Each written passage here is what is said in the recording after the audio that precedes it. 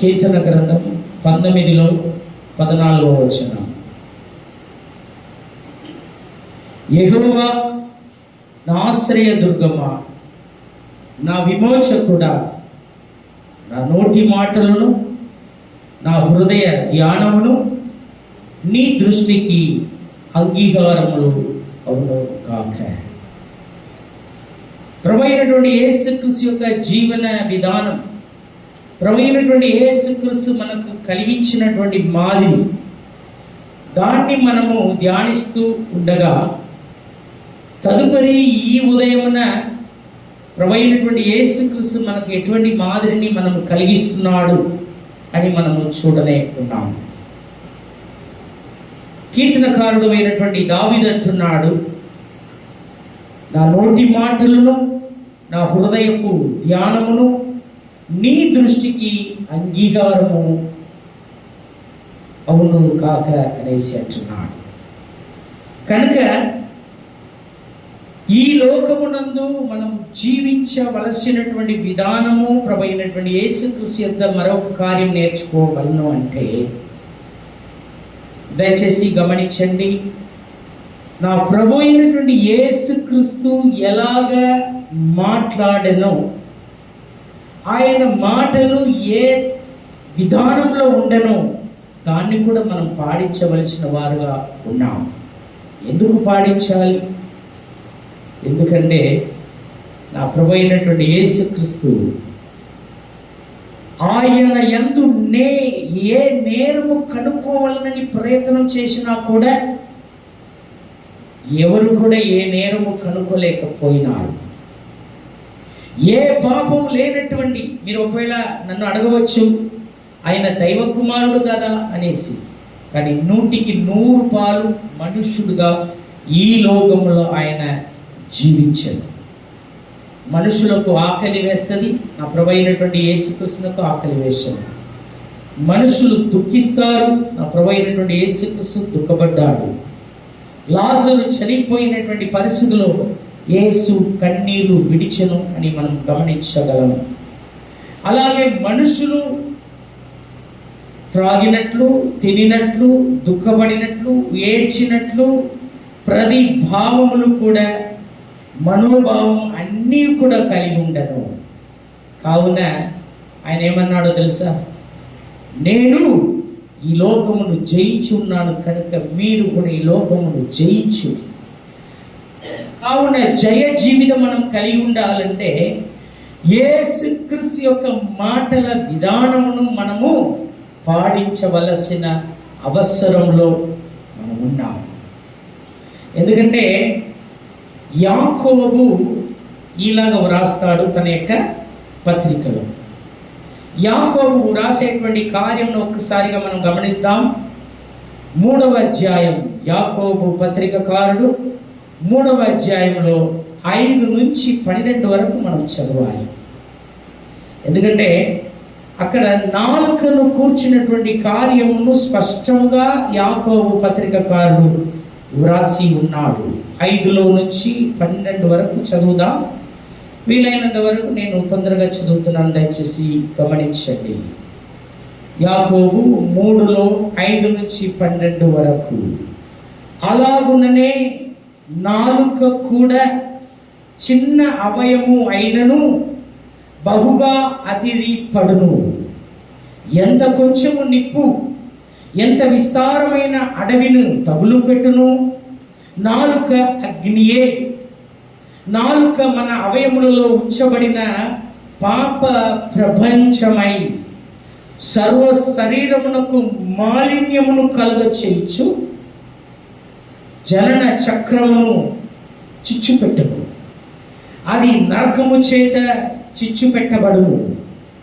మృగ పక్షి సర్ప చలచరములలో ప్రతి జాతియు నరజాతి చేత సాధు చాలును. సాధు ఆయను కానీ ఏ నరుడును నాలుకను సాధు చెయ్య నేరదు. అది మరణకరమైన విషయముతో నిండినది. అది నిరర్గలమైన దుష్టత్వమే. దీనితో తండ్రి అయిన ప్రభువును వీటితోనే దేవుని పోలికగా పుట్టిన మనుషులను శపింతుము. ఒక నోటి నుండియే ఆశీర్వచనము శాపవచనము బయలు వెళ్ళును. నా సహోదరులారా, ఇలాగ ఉండకూడదు. నీటి ముక్కులో ఒక సెల నుండి తీయని నీరును చేదు నీరును ఊరునా? నా సహోదరులారా, అంజారపు చెట్టు ఒలివ పెండ్లను ద్రాక్ష తీగలను అంజారపు పండ్లను కాయునా? అటువలననే ఉప్పు నీళ్ళలో నుండి తీయని నీళ్లు ఊరవు. కావున యాకోబు పత్రికకారుడు ఈలాగా మనకు నాలుకను కూర్చి స్పష్టమైనటువంటి కార్యమును వ్రాస్తూ ఉన్నాడు. సహజంగా నునలు తన్ వాయాల్ కెడు. కప్ప ఏం అవుతుందంటే, కప్ప తన నోరాల అదే నాశనమైపోను అనేసి తమిళ్లో ఉండేటువంటి ఒక సామెత. మీరు వర్షకాలంలో మీరు గమనించినట్లయితే కప్పలు అది అరవడం మొదలు పెడతాయి. ఎక్కడ చూసినా కూడా అరుపులు తట్టుకోలేనటువంటి రీతిలో ఉంటుంది. కానీ కప్పను పట్టుకోవడానికి వచ్చేటువంటి పాములు, ఈ కప్పలు ఏం చేస్తుందంటే నేను ఎక్కడ ఉన్నాను అని ఈజీగా పాములకు అది దారిని చూపిస్తుంది. ఎందుకు? తను ఎక్కడ ఉన్నానని అరుస్తూ చూపెడుతుంది. కావున నా ప్రియమైనటువంటి దైవ సంగమా, నా ప్రభు అయినటువంటి యేసు క్రీస్తు మాదిరిని మనం వెంబడించినట్లయితే ఆయన యందు ఏ నేరము కడుక్కోవడానికి వీలు కాకపోయెనో, అలాగే మీలోను నాలోను మనం విశేషంగా ఈ నాలుకను కూర్చి పత్రికకారుడు అయినటువంటి యాకోబు ఏమంటున్నాడు? అది చిన్న నిప్పు. చిన్న నిప్పు ఎలాగ పెద్ద అడవిని కాల్చివేయునో అలాగే మన జీవితం అంతటిని. 6వ వచనంలో ఎంత చక్కగా రాయబడి ఉన్నదో దయచేసి గమనించండి. నాలుక అగ్నియే. నాలుక మన అవయములలో ఉంచబడిన పాప ప్రపంచం. హలో, నాలుక ఏమిటండి? మన శరీరంలో అమర్చబడి ఉండేటువంటి పాపపు ప్రపంచం అంట. అది సర్వ శరీరమునకు మాలిన్యమును కలగజేస్తుంది. అది మటు కాకుండా జనన చక్రమును చిచ్చుపెట్టును. జీవిత చక్రము. దయచేసి గమనించండి. కానీ నా ప్రభు అయినటువంటి యేసుక్రీస్తు ఒక మాదిరిని కలిగించి ఉన్నాడు. ఆ మాదిరిని ఇదే యాకోబు పత్రికకారుడు 1:19 ఏమంటున్నాడో దయచేసి గమనించండి. యాకోబు పత్రికకారుడు 1:19 వచనం, నా ప్రియ సహోదరులారా, మీరు ఈ సంగతి ఎరుగుదు కనుక ప్రతి మనుషుడు వినుటకు వేగిరపడువాడును, మాట్లాడుటకు నిదానించువాడును, కోపించుటకు నిదానించువాడునై ఉండవలను. கேட்பதற்கு தீவிரமாயும் பேசுவதற்கு பொறுமையாயும் కోపపడువదற்கு నిదానమాயும் இருங்கள். కావున ప్రియమైనటువంటి దైవ సంగమా, యాకోబు పత్రికకారుడు ముందుగానే ఏ రీతిలో మాట్లాడాలి అనబడినటువంటి విషయమును చెప్తూ 3వ అధ్యాయంలో ఆ మాటను అలాగా అంటాడు. నాలుక అంటే ఏమిటనేసి. అది చిన్న అవయమే, కానీ మనం ఎలాగా మాట్లాడాలి? నిదానముగా మాట్లాడాలి అంట. ఓర్పుతో మాట్లాడాలి. లేకపోతే సరిచూచి తూచి ఎంత మాట్లాడాలో అంతనే మాట్లాడవలసినటువంటి రీతిలో ఉన్నాము అనబడినటువంటి విషయం మనం ఎన్నడూ కూడా మరచిపోకూడదు. ఇప్పుడు అందుచేతనే కీర్తనకారుడు ఏమంటున్నాడు? అయ్యా, నా నోటి మాటలు నా హృదయపు ధ్యానము నీకు అంగీకారం కావాలి. అది తమిళ్లో ఒక రీతిలో చెప్పబడి ఉంటుంది. నీకు ప్రీతికరమై ఉండాలి. నీవు కోరేటువంటి రీతిలో ఉండాలి. అది సొంపుగా ఉండాలి. అది వినడానికి చాలా దయనీయమై ఉండాలి.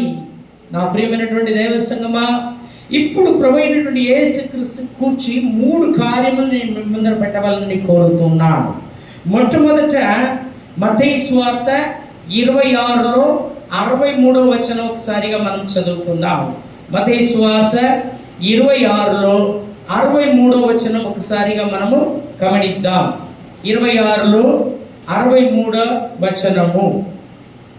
సహజంగా మీరు డాక్టర్ దగ్గర వెళ్ళినట్లయితే ఏదో ఒక జబ్బు పడ్డారనుకోండి, వాళ్ళు 3 లేకపోతే 4 రీతిలలో మీకు టాబ్లెట్ ఇవ్వడం జరుగుతుంది. ఏంటంటే మొట్టమొదట అందులో పారాసెటమాల్ ఇస్తారు నొప్పి తగ్గించడానికి. యాంటీబయాటిక్ ఉంటుంది. యాంటీబయాటిక్ ఎందుకు? ఆ యొక్క వ్యాధి యొక్క వేరును పెళ్ళగించడానికి, దాని యొక్క వేరును నిర్మూలం చేయడానికి యాంటీబయాటిక్ ఇవ్వబడుతుంది. అలాగే విటమిన్ టాబ్లెట్స్ ఉంటుంది, అది బలం కోసం ఇవ్వబడుతున్నది.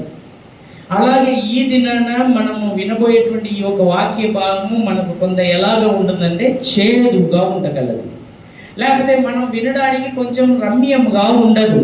ఎందుకంటే ఈ యొక్క డయాస్ అనున్నది, ఈ ప్రసంగ పీఠం అనున్నది, సహజంగా ప్రసంగికులు ఎలాగా నీవు దీవింపబడతావు, నీవు ఆశీర్వదింపబడతావు, నీ ఇంటిలో సమస్తము దీవెన కలిగి ఉండేదవు అనబడినటువంటి ఆశీర్వచనాలు మాట్లాడటం జరుగుతుంది. మంచిదే.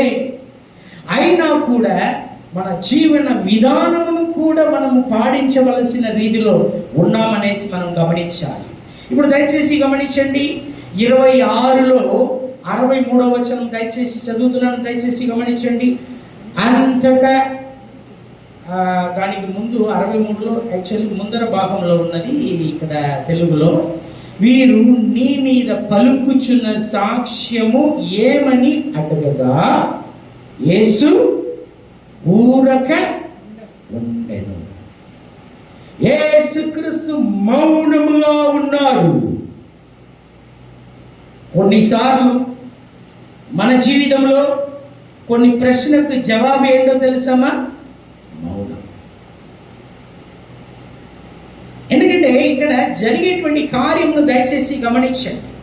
59 నుంచి 62 వరకు ఈ యొక్క కార్యములు వ్రాయబడి ఉన్నది. ఎందుకంటే యేసుక్రీస్తు పట్టబడ్డాడు, పట్టుకున్న తర్వాత ఆయన మీదు ఏ నేరం ఉన్నదో ఇప్పుడు నిరూపించాలి. ఎందుకంటే ఇక్కడ చట్టం ఉన్నది, చట్టము శిక్షించాలంటే నేరము నిరూపింపబడాలి. ఆ యొక్క నేరము నిరూపింపబడిన తరువాతనే ఆ చట్టమును వారు అమలు పరచగలరు. అలాగే ఇక్కడ ప్రధాన యాజకులను మహాసభ వారు అందరూ యేసును చంపవలనను అని ఆయనకు విరోధముగా అబద్ధ సాక్ష్యములను వెదుకుచున్నారు. కానీ అబద్ధ సాక్షులు అనేకులు వచ్చినను సాక్ష్యము ఏది దొరకలేదు. తుదకు 2 మనుషులు వచ్చి వీడు దేవాలయమును పడగొట్టి 3 దినములలో దాన్ని కట్టగలడని చెప్పెను అనివి. ప్రధాన యాజకుడు లేచి నీవు ఉత్తరము ఏమియు చెప్పవా, వీరు నీ మీద పలుకుచున్న సాక్ష్యం ఏమని అడగగా యేసు ఊరక ఉండెను. ఇది ఎలాంటి కాలఘట్టం? ఇది నా ప్రభు అయినటువంటి యేసుక్రీస్తు మనుషుల చేతులు అప్పగింపబడ్డారు, మనుషులు ఆయనని పట్టుకున్నారు. కానీ అక్కడ ఒక నీతి కలదు, ఒక చట్టం ఉన్నది, ఒక రాజ్యాంగపరమైనటువంటి చట్టం అక్కడ ఉన్నది. కావున యేసుక్రీస్తు శిక్షింపబడాలంటే లేకపోతే చంపబడాలంటే దానికి తగినటువంటి సాక్షులను అక్కడ నిలువ పెట్టాలి.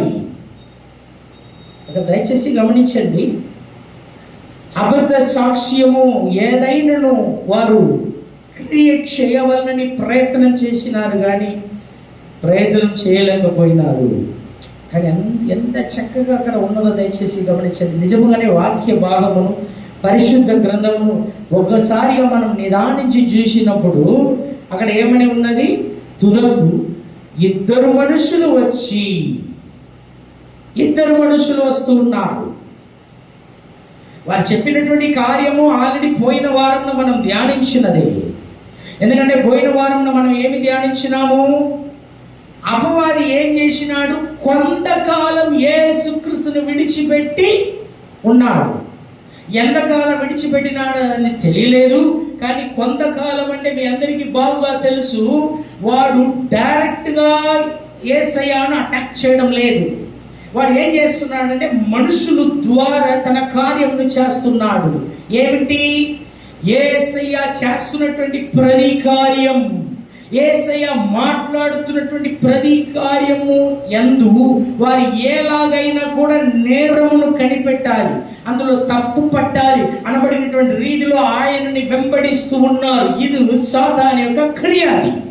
ఎందుకంటే కొంతకాలం యేసయ్యను విడిచిపోయినాడు. ఆ తర్వాత మనుషుల హృదయంలో వాడు ఉండి, మనుషులలో ఉండి యేసయ్య మీద ఎలాగైనను తప్పు పట్టవలను అని మనుషులను ప్రయోగిస్తూ ఉన్నాడు, ప్రేరేపిస్తూ ఉన్నాడు. అలాగా చేసిన కార్యం ఎందుకు? మనుషులకు ఎందుకు ఇంత కోపం వస్తుంది? ఎందుకు యేసయ్య మీద ఎందుకు ఇంత కోపపడ్డారు అని మీరు గమనించినట్లయితే, ఆయన వస్తూ దేవాలయంలోనికి వెళ్తున్నాడు. దేవాలయంలోనికి వెళ్ళినప్పుడు అక్కడ ఏం జరుగుతుంది? కాసులు అమ్మేవారు, గొర్రెలను అమ్మేటువంటి వారు, పశువులను అమ్మేటువంటి వారును ఒక పెద్ద కొరడా చేసుకొని వాళ్ళందరూ కూడా తరిమి వేయడం జరుగుతున్నది. నా తండ్రి ఇల్లు ప్రార్థన మందిరమై ఉండగా వారికి కోపమును పుట్టించినది. అందుచేతనే యేసయ్యను ఎలాగో పట్టివ్వాలి. ఇంకొక మాటలో చెప్పాలంటే యేసయ్య ఎక్కడెక్కడ వెళ్తున్నాడో ఆయన సూచక క్రియలను, అద్భుత కార్యములను చేస్తూ ఉండగా అనేకులు ఆయనను వెంబడించడం చేత జరుగుతున్నటువంటి కార్యం ఏమిటి? దేవాలయంలో పరిచయులు ఉంటారు, దేవాలయంలో శాస్త్రులు ఉంటారు, దేవాలయంలో నిపుణులు ఉంటారు. అయితే వీరిని విడిచిపెట్టి యేసయ్యను అనేకులు వెంబడించడం చేత ఆయనని మనం అలాగే విడిచిపెడితే అది మనకు ముప్పు అని గ్రహించి యేసయ్యను చంపవలని ఆ ప్రారంభ దినములోనే వారు పన్నాగం పన్నినట్లు మనం గమనిస్తున్నాం. ఇలాంటి సందర్భం మన ఇప్పుడు ఆఖరిగా ఎక్కడ వచ్చి ఉన్నాడమ్మా?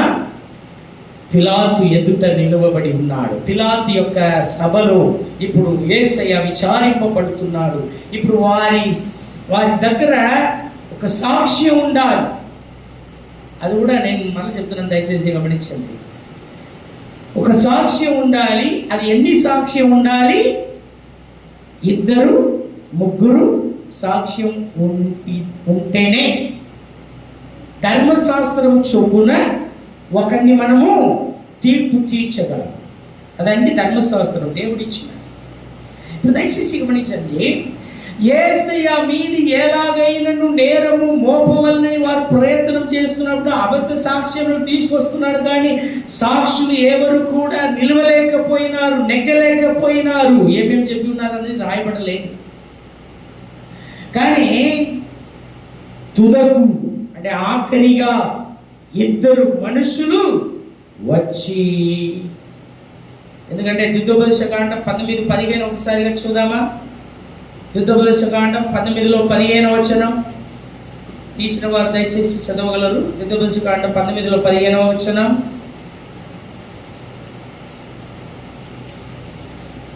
ఒకడు చెయ్యి సమస్త పాపములలో ఏ అపరాధమును కూర్చియే గాని, ఏ పాపమును కూర్చియే గాని ఒక్క సాక్షి యొక్క సాక్ష్యమును అంగీకరింపకూడదు.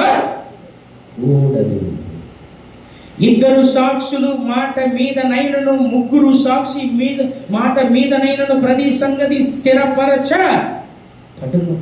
చూడండి, అపవాది ఏం చేస్తున్నాడు? వాడికి తెలుసు ఇప్పుడు యేసయ్యకు విరోధంగా సాక్ష్యం చెప్పాలంటే ఒక్క సాక్షితో నడవదు. అందుచేత ఎంత క్లియర్గా అక్కడ రాయబడి ఉన్నదో దయచేసి గమనించండి. తుదకు 2 మనుషులు వచ్చి ఒక కార్యం చెప్తున్నారు. అంటే అక్కడ కూడా అపవాది ఎంత క్లియర్గా అక్కడ కార్యం చేస్తున్నాడో దయచేసి గమనించండి.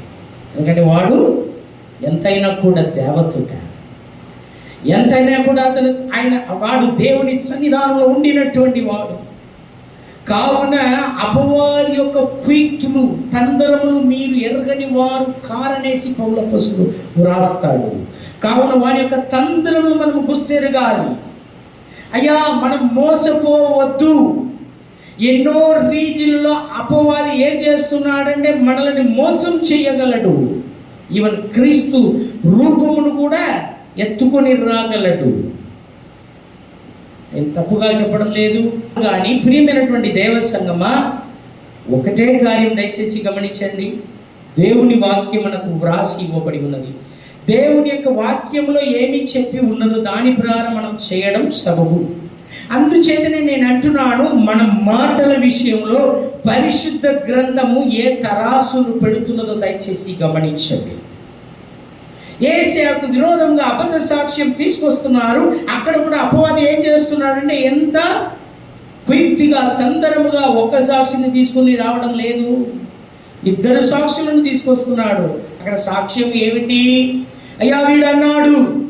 నిజంగానే వాళ్ళు అంటే ఆత్మదేవుడు ఎంత చక్కగా రాసి పెట్టున్నాడో దయచేసి గమనించండి. మనం ప్రభువైనటువంటి యేసుక్రీస్తుని ఎన్నడూ కూడా వీడు అని చెప్పం. కానీ వాళ్ళు చెప్పినటువంటి ప్రకారం పరిశుద్ధాత్మ దేవుడు తన యొక్క మత్తయి సువార్తలో మత్తయి గ్రంథకర్త ద్వారా ఎలాగ వ్రాసి ఉన్నాడు? వీడు దేవుని ఆలయమును పడగొట్టి 3 దినములలో దాన్ని కట్టగలడని చెప్పను అనేది. అదొక సాక్షి, లేక అదొక నేరం. ఎందుకంటే అది ఎవరు కట్టినది? హలో, దేవుని ఆలయం ఎవరు కట్టినదమ్మా? మీ అందరికీ చరిత్రం తెలియబడాలి.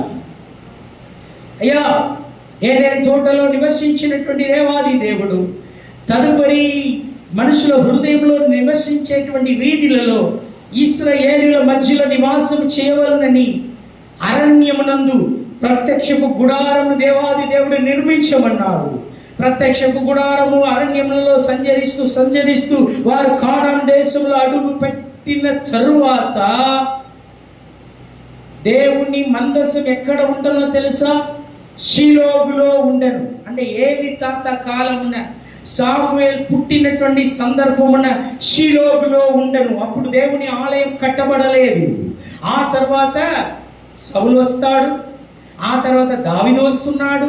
దావీదు ఏం చేస్తున్నాడంటే, నా దేవుని మందసం నేను దేవదారు మ్రాణుతో కట్టబడినటువంటి మంచి ఇంటిలో ఉన్నాను, కానీ నా దేవుని మందసం తెర వెనుక ఉన్నది అని చెప్పేసి నేను దాని కొరకు నా దేవునికి ఒక ఆలయంను కట్టెదలని అనుకున్నాడు. కావున అలాగా అనుకున్నటువంటి దావీదును దేవుడు అన్నాడు, నిన్ను నేను యుద్ధము కొరకు నేను ఏర్పరచుకొని ఉన్నాను, కానీ దేవుని ఆలయం నీ కుమారుడు వలన కట్టబడును అన్నాడు. అలాగే దావీదు సమస్తమును సమకూర్చుకొనిచున్నాడు. సొలొమోను దేవుని ఆలయమును కట్టినాడు. అలాగా కట్టబడినటువంటి దేవుని ఆలయం నెబుకద్నెజర్ చేత కూల కొట్టబడినది. అంటే మొత్తం శిథిలం కాలేదు, కొంచెం భాగం. ఆ సందర్భమున బానిసముగా వెళ్ళినటువంటి ఇశ్రాయేలులో కొందరు వచ్చి దేవుని ఆలయంను కట్టినారు. అందులో ప్రాముఖ్యులు అయినటువంటి వారు జెరుబాబెల్, ఎజ్రా నాయకత్వంతో జెరుబాబెల్ యొక్క పనితరముతో ఆ దేవుని ఆలయం మరల కట్టబడినది. అలాగా కట్టబడినటువంటి దేవుని ఆలయం ఉండినది. కానీ అది ఆ దేవుని ఆలయము ఆ తర్వాత ఏం చేయబడిందంటే బాబులోను సామ్రాజ్యం చేత ఆ దేవుని ఆలయం కూల్చబడినది. ఇప్పుడు ఆ దేశముని ఏలినటువంటి హేరోదు రాజు ఇశ్రాయేలులకు ఏది సంతోషమైన కార్యం, లేకపోతే వాళ్ళని సంతోషం చేయాలంటే ఏం చేయాలి అని వాడు జనాల యొక్క హృదయమును ఆయన పిక్చరైజ్ చేస్తున్నాడు. ఒక లెన్స్ పెట్టి చూస్తున్నాడు. జనములకు ఏంటంటే దేవుని ఆలయం కట్టబడాలి, దేవుని ఆలయం కట్టబడాలి అనబడినటువంటి ఆశ వారికి కలిగి ఉండను కాబట్టి హేరోదు ఏం చేస్తున్నాడంటే మరల దేవుని ఆలయంను కడుతూ ఉన్నాడు. ఇప్పుడు యేసుక్రీస్తు ఈ లోకములకు వచ్చాడు. యేసుక్రీస్తు ఎందుకు వచ్చాడు? మారు మనస్సు పొందుడి, దేవుని రాజ్యం సమీపముగా ఉన్నదని చెప్పడానికి వచ్చాడు. దేవుని బిడ్డలు ఎప్పుడు కూడా దేవుని రాజ్యం, పరలోక రాజ్యం, దీన్ని పరలోకముతో ఎప్పుడు కూడా మిక్సప్ చేయకూడదు, దాన్ని మనము కలపకూడదు, అలజడి చెందవద్దు. దయచేసి గమనించండి. దేవుని రాజ్యం అంటే ఏమిటి? ఇప్పుడు మీరు అందరూ కూడి ఉన్నారు చూడండి, దేవుని సంఘాల్లో కూడి దేవుణ్ణి ఆరాధిస్తూ, దేవుణ్ణి పాడుతూ, దేవుణ్ణి మహిమపరుస్తున్నాం చూడండి. ఇదేనండి దేవుని రాజ్యం, ఇదేనండి పరలోకం రాజ్యం. అందుచేతనే మారు మనసు పొందుడి, పరలోక రాజ్యం సమీపంగా ఉన్నదని యేసు చెప్పినాడు. ఇలాగా చెప్పినటువంటి యేసు క్రీస్తును వారు త్రోసివేసినారు. ఎందుకంటే యేసే ఆయన వారిని రక్షించడానికి వచ్చినటువంటి రక్షకుడుగా వచ్చాడు. అందుచేతనే మీరు అక్కడ చూసినట్లయితే ఆ సందర్భం నేను చదవడం లేదు, అక్కడ చూసినప్పుడు యేసు దేవుని ఆలయం నుండి బయటికి వచ్చి, హలో, యేసు క్రీస్తు దేవుని ఆలయం నుండి బయటికి వచ్చి ఆలయం చూసి ఏమన్నాడు? ఈ ఆలయము కూలగొట్టబడును, నేను దాన్ని 3 దినములలో కట్టేదని అన్నాడు. ఎందుకంటే యేసు నాకు తెలుసు, ఈ ఆలయము దేవుడు నివసించి దేవుని ఆలయం కాదు. దేవుని ఆలయం ఏదమ్మా? ఇప్పుడు యేసే దేవుని ఆలయంగా ఉన్నప్పుడు ఆయన బయటికి వస్తున్నాడు. ఆయన ఏమంటున్నాడు?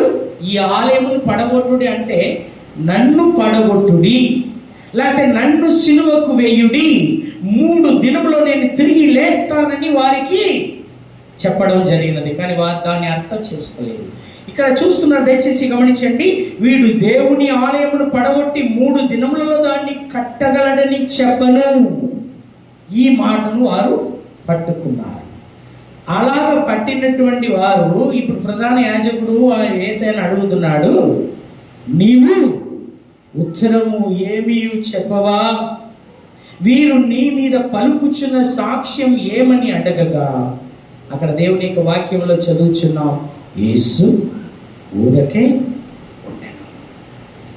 నిజముగానే ఈ మౌనం అన్నది యేసుక్రీస్తు నిజముగానే హృదయంలో వేదన చెంది ఉంటాడు, లేకపోతే బాధ చెంది ఉంటాడు, లేకపోతే తన యొక్క హృదయంలో ఇంకా ఆయన బహు దుఃఖక్రాంతుడై ఉండి ఉండవచ్చిన కారణం ఏంటంటే, ఇంత అంటే క్రూరమైనటువంటి రీతిలో నేను ఏ ఉద్దేశముతో చెప్పానో ఆ ఉద్దేశమును వారు మార్చి నాకు విరోధంగా మీరు దీన్ని అబద్ధ సాక్ష్యంగా చెప్పాలని అనుకొనిచున్నారనేసి యేసుక్రీస్తు మనసులో అనుకొని ఆయన ఏం చేస్తున్నాడమ్మా?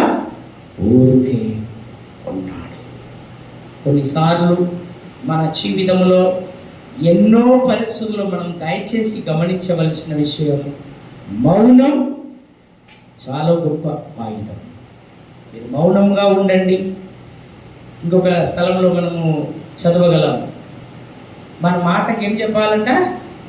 అవునంటే అవును, కాదంటే కాదు. నా ప్రియమైనటువంటి దేవస్థానం దయచేసి గమనించండి. నా ప్రభు అయినటువంటి యేసుక్రీస్తు ఇక్కడ చెప్పుచున్నటువంటి కార్యం ఏంటంటే, మౌనముగా ఉన్నాడు, ఆ తర్వాత జవాబు చెప్పినాడు అన్నది మనం చూడగలము. కానీ అక్కడ దయచేసి గమనించండి, యేసు ఊరకే ఉండను. దయచేసి మన జీవితంలో యేసయ్యను మనం మాదిరికి కలిగి ఉండాలండి. చాలాసార్లు ఏం చేయాలమ్మా? మౌనముగా ఉండడం చాలా మంచిది. కానీ చాలా ఇంట్లలో మీరు గమనించినట్లయితే అదే మౌనమును వారికి అవకాశంగా వాడుకోగలరు. కానీ అలా చేయకూడదు. ఎందుకంటే నేను కిందకు వస్తాను. రెండవదిగా ప్రభు అయినటువంటి యేసుక్రీస్తు మత్తయి సువార్త 5వ అధ్యాయంలో 1-2 వచనాలు, యేసుక్రీస్తుని మనం ఎలాగో మాదిరి కలిగి ఉండాలి. మత్తయి సువార్త 5లో 1-2 వచనాలు. ఆయన ఆ జన సమూహమును చూచి కొండ ఎక్కి కూర్చుండగా ఆయన శిష్యులు ఆయన ఎదుకు వచ్చిరి. అప్పుడు ఆయన నోరు తెరచి, రెండవదిగా మనం చూస్తున్నటువంటి కార్యం ఏంటంటే, నేను ఆల్రెడీ మీకు చెప్పిన, ప్రభు అయినటువంటి యేసుక్రీస్తు బాప్తిసం నొందినాడు, శోధింపబడ్డాడు, తిరిగి వచ్చాడు. తిరిగి వచ్చిన తర్వాత తన కొరకు శిష్యులను ఎన్నుకున్నాడు. అలాగే ఎన్నుకోబడినటువంటి శిష్యులు ఆయన ఎందుకు వస్తున్నారు, జన సమూహం కూడా వస్తున్నారు. నేను ఆల్రెడీ చెప్పి ఉన్నా, జన సమూహం ఎందుకు కొరకు వస్తారంటే, స్వస్థత కొరకు వచ్చేవారు కలరు, భోజనం కొరకు వచ్చేవారు కలరు, కొందరైతే నిజంగానే దేవుని యొక్క మాటను వినడానికి వచ్చేవారు కలరు. కానీ అందులో కొందరు ఈయన ఎందు ఏ తప్పు ఉన్నదా, ఏ నేరం ఉన్నదా అని కనుక్కోవడానికి వచ్చేటువంటి వారు కలరు. కానీ ఇలాంటి జన సమూహమును చూచి ఆయన ఏం చేస్తున్నాడు, నోరు తెరచి మాట్లాడసాగెను. నోరు తెరచి మాట్లాడసాగుతున్నాడంటే అంతవరకు ఆ దినాల్లో ఇంచుమించి 5,000 మంది, 12,000 మంది, ఎందుకంటే 5,000 మంది పురుషులని దేవుని యొక్క వాక్యంలో చదువుచున్నాం. 4,000 మంది పురుషులని దేవుని యొక్క వాక్యంలో చదువుచున్నాం. 5+5+ ఇంచుమించు 12,000 మంది వారు వినాలంటే ఆ దినాల్లో ఉండేటువంటి మైక్ సిస్టమ్ ఏంటో మనకు అర్థం కాదు.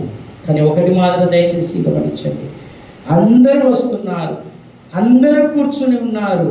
నా ప్రభు అయినటువంటి యేసుక్రీస్తు అంతవరకు మౌనంగానే ఉన్నాడు. వారందరూ కూర్చున్న తర్వాత ఆయన నోరు తెరచి మాట్లాడసాగెను.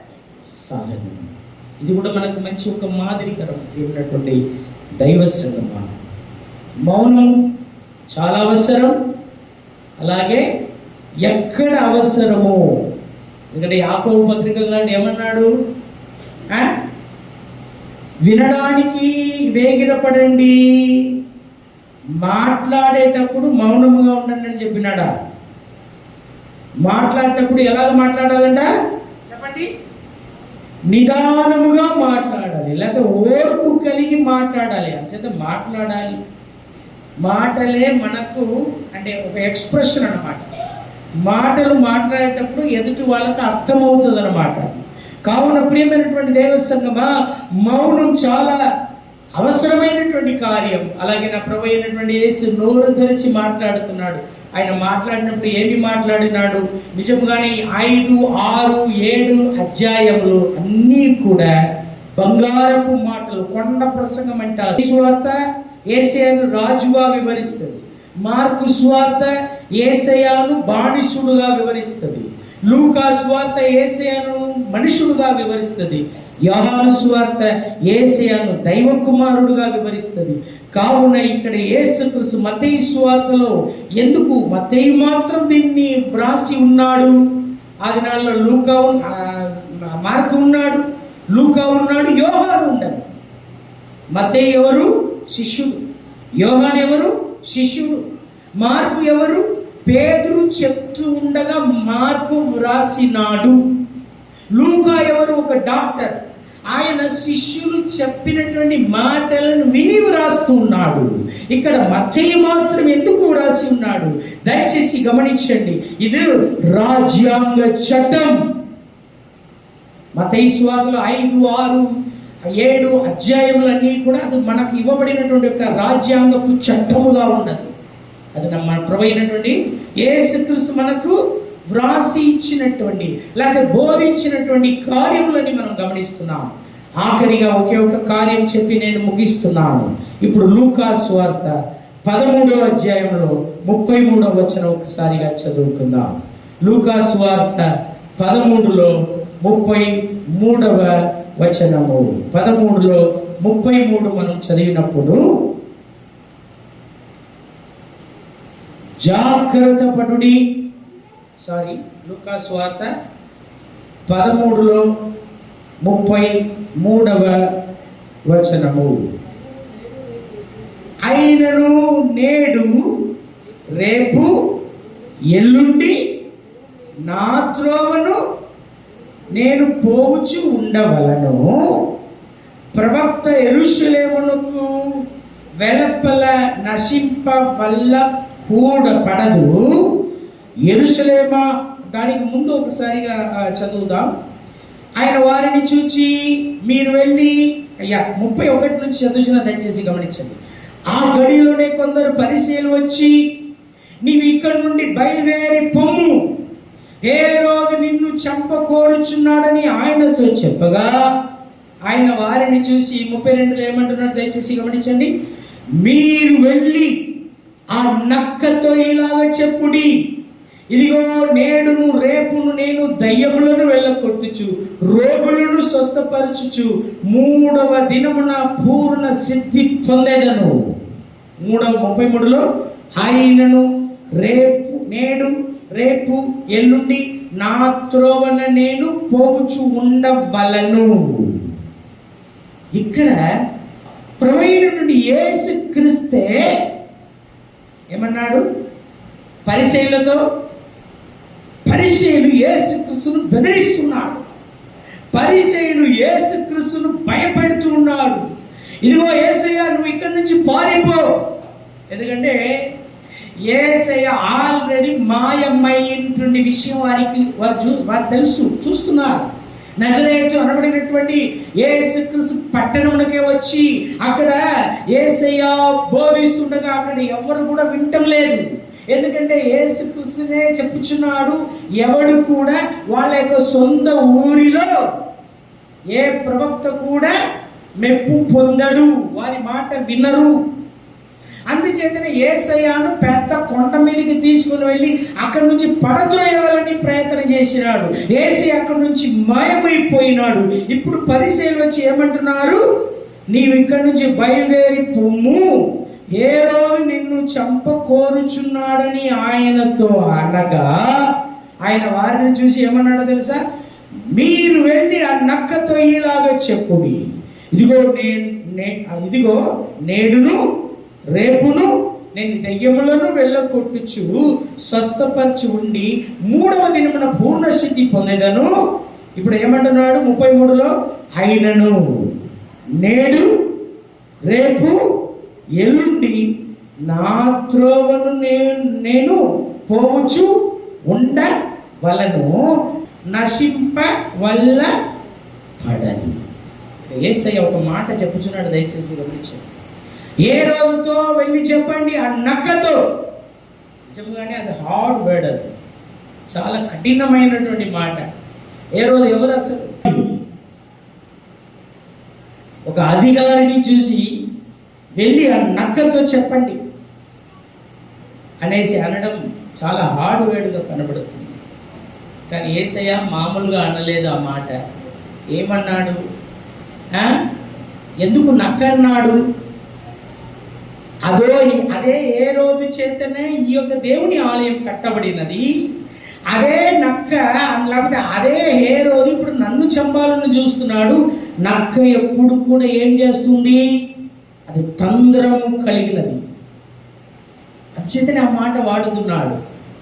మీ అందరిని కూడా ఆకర్షించవలనని, మీ అందరిని ఆకట్టుకోవాలనని ఈ దేవుని ఆలయమును కట్టించిన వాడు నేను ఎవరో, నేను ఏమిటో నిజముగానే తెలియక ఆయన ఏం చేస్తున్నాడు? నాటకం ఆడుతున్నాడు, కపటం ఆడుతున్నాడు. అంచేతనే వెళ్ళి ఆ నక్కతో చెప్పండి అనేసి అక్కడ ఏమంటున్నాడు తెలుసా? నేడు రేపు ఎల్లుండి నేను ఇక్కడనే ఉండాలి.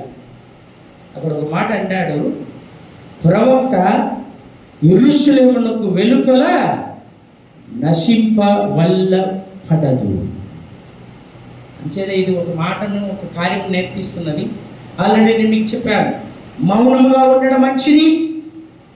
కొన్నిసార్లు అవునంటే అవును, కాదంటే కాదు అని చెప్పవలసినటువంటి ఆవశ్యకత కలదు. అలాగే నోరు తెరచి మాట్లాడినప్పుడు దేవుని మాటలు ప్రభువైనటువంటి యేసు మాట్లాడను.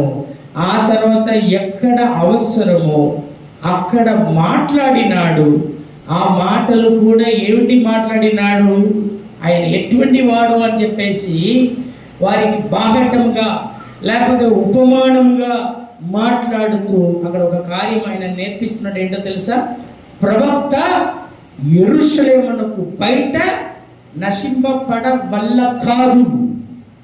ఎందుకంటే ఆయన ఎక్కడ నశింపబడాలి, లేకపోతే ఆయనని ఎక్కడ చంపాలి, లేకపోతే ఆయనని ఎక్కడ సిలువలో వేయాలి? యెరూషలేములోనే సిలువలో వేయాలి. కావున యేసయ్యకు తెలుసు, యెరూషలేం బయట యేసుక్రీస్తును చంపడానికి ఎవరికి వీలు కాదు. ఇంకొక మాట చెప్పాలంటే యేసుక్రీస్తు చంపబడనీయడానికి నా పరమ తండ్రి ఎన్నడూ కూడా అనుమతించడు అనేసి యేసయ్యకు తెలుసు. అందుచేతనే అక్కడ ఒక హార్డ్ వర్డ్గా మీకు కనబడవచ్చు, కానీ అది కూడా ఆయన మరీ వక్రించి మాట్లాడటం లేదు. కానీ ఏమంటున్నాడు? క్వీచుబరుడుగా మరి ఏరోదు ఉన్నాడు. ఎందుకంటే మిమ్మల్ని ఆకర్షించాలని, ఆహట్టుకోవాలని కుయుక్తి కలిగిన వాడుగా దేవుని ఆలయమును కట్టించినాడు. కానీ దేవుని ఆలయంగా వచ్చినటువంటి నన్ను చంపడానికి ప్రయత్నం చేస్తున్నాడు అనేసి అంటాడు. కావున మాటలు నిదానంగా మాట్లాడాలి, నోరు తెరిచినప్పుడు దేవుని మాటలు మాట్లాడాలి. అలాగే కొన్నిసార్లు మాట్లాడినప్పుడు ఒకవేళ చాలా కోపం వస్తుంది అనుకోండి, చాలా అంటే ఎదుటి వాళ్ళు అంత కిరాతకమైనటువంటి కార్యం చేస్తున్నాడు అనుకోండి, అప్పుడు ఎలాగా కొన్నిసార్లు మాట్లాడవలసి వస్తుంది. కానీ అది కూడా ఎలాగ మాట్లాడాలంటే పూటకంగా మాట్లాడాలనేసి ఒకవేళ ఇక్కడ కనబడుతుందేమో. కానీ అన్నిటికి పైన మన యేసుక్రీస్తు ఒక మాట మాత్రం నేర్పిస్తున్నాడు. ఆయనకు తండ్రి మీద కలిగినటువంటి అంత స్థిరమైనటువంటి విశ్వాసం. కావున మన నోటి మాటలు మనం జాగ్రత్తగా మనము మాట్లాడదాం. మనం అందరూ కూడా దేవునికి సన్నిధానంలో తగ్గించుకుందాం. విశేషంగా మన యొక్క నాలుకను మనం అదుపులో పెట్టడము ఏమాత్రం వీలు కాదంట.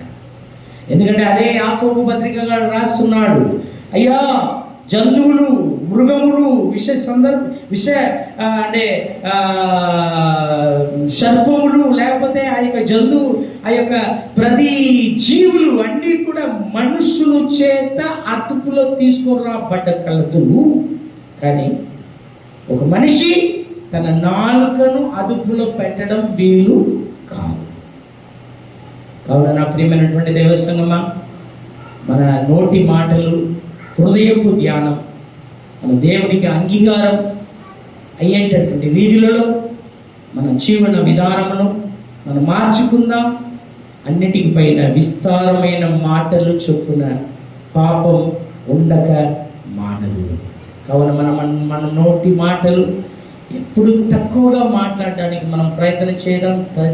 దయచేసి మనం దేవుని భక్తి కలిగినటువంటి మాటలే మనం మాట్లాడడానికి ప్రయత్నం చేద్దాం. దేవాది దేవుడు మనల్ని దీవించును గాక.